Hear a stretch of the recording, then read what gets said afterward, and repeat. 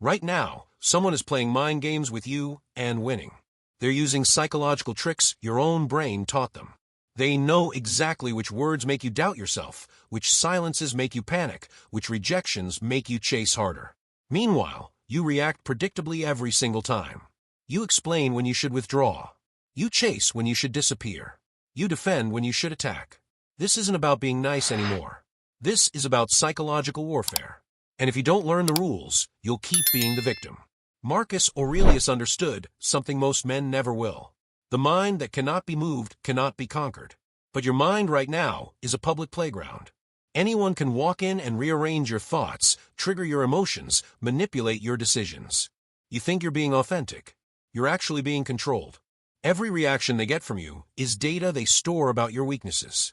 Every time you try to prove yourself, you reveal exactly where they can hurt you next.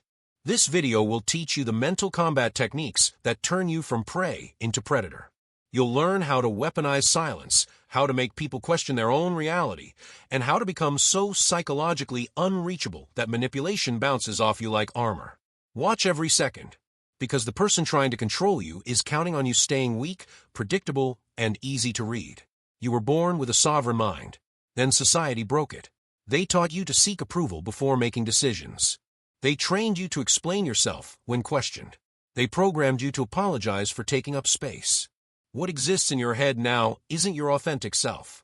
It's a collection of other people's expectations, fears, and limitations.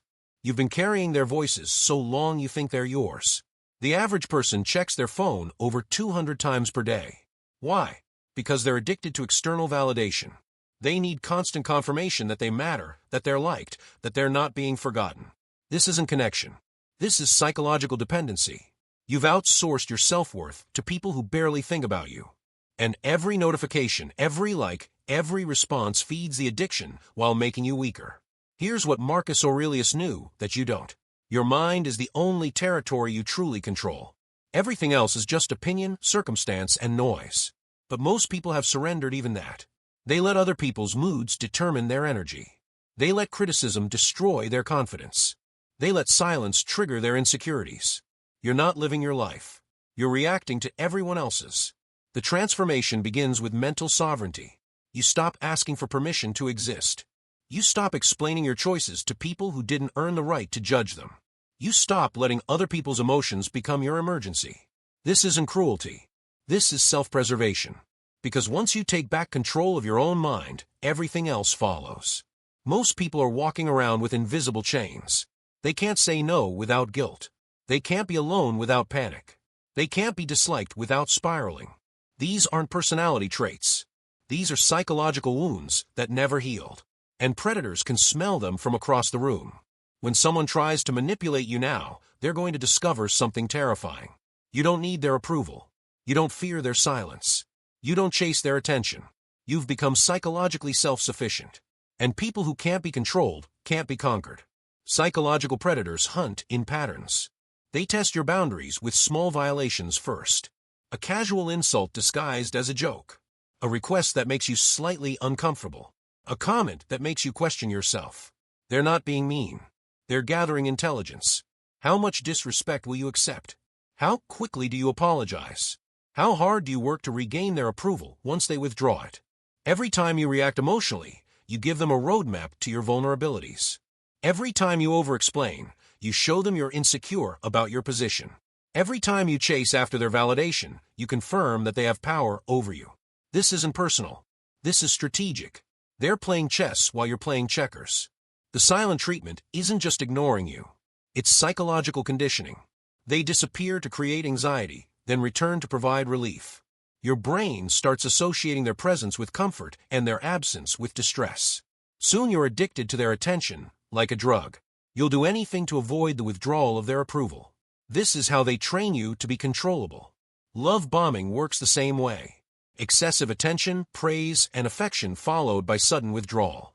Your brain gets flooded with dopamine during the good times, then crashes during the silence.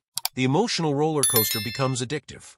You start craving the highs so desperately that you'll tolerate the lows. You think you're in love. You're actually being programmed. Here's the pattern you need to recognize. They give you just enough validation to keep you hooked, but never enough to feel secure. They answer just enough questions to keep you guessing. They show just enough interest to prevent you from walking away. This isn't inconsistency. This is intermittent reinforcement, the most powerful form of psychological control ever discovered. When you understand these patterns, you stop taking them personally. You realize that your reaction is exactly what they wanted. Your confusion is the point. Your emotional investment is their goal. They're not trying to love you or understand you. They're trying to own you. And the moment you see it clearly, their power over you disappears. The counter strategy isn't to fight back emotionally. It's to become psychologically unreachable. You observe their tactics with clinical detachment. You document their patterns without getting triggered. You watch them try to manipulate you like you're studying a lab experiment. Because once you understand the game, you can't be played. Silence is the ultimate psychological weapon because it forces people to fill the void with their own fears. When you stop responding to their provocations, they start questioning their own tactics. When you stop chasing their approval, they start wondering why they can't control you anymore. Your absence becomes more powerful than your presence ever was. But here's the crucial part. You're not using silence to punish them. You're using it to protect yourself. You're not withdrawing to make them chase you. You're withdrawing because they haven't earned access to your energy. This isn't a game to you anymore. It's a boundary. The moment someone realizes they can't move you emotionally, they either respect you or reveal themselves as a predator. If they respect your boundaries, the relationship improves. If they escalate their manipulation tactics, you know exactly who you're dealing with. Either way, you win. Most people are terrified of being disliked. This fear makes them controllable. They'll compromise their values, ignore their instincts, and betray themselves to avoid rejection. But here's what Marcus Aurelius understood. The opinion of someone who doesn't respect you is worthless. Their approval is meaningless. Their rejection is a gift. When you stop needing to be liked, you become dangerous. Not because you're cruel, but because you're uncontrollable. You make decisions based on logic instead of emotion. You set boundaries without guilt. You walk away from situations that don't serve you. This terrifies people who are used to manipulating others through fear of abandonment. The fear of being alone is the root of all manipulation. People will tolerate disrespect, abuse, and betrayal rather than face the possibility of being abandoned. But solitude isn't punishment. It's power. When you're comfortable being alone, you can't be controlled through threats of isolation. Learning to enjoy your own company is psychological warfare against everyone who tried to make you dependent on their validation. Every hour you spend happily alone is an hour you're building mental sovereignty. Every decision you make without consulting others is a step towards psychological independence. This doesn't mean becoming antisocial. It means becoming selective. You engage with people because you choose to, not because you need to. You maintain relationships that add value to your life and eliminate ones that drain your energy.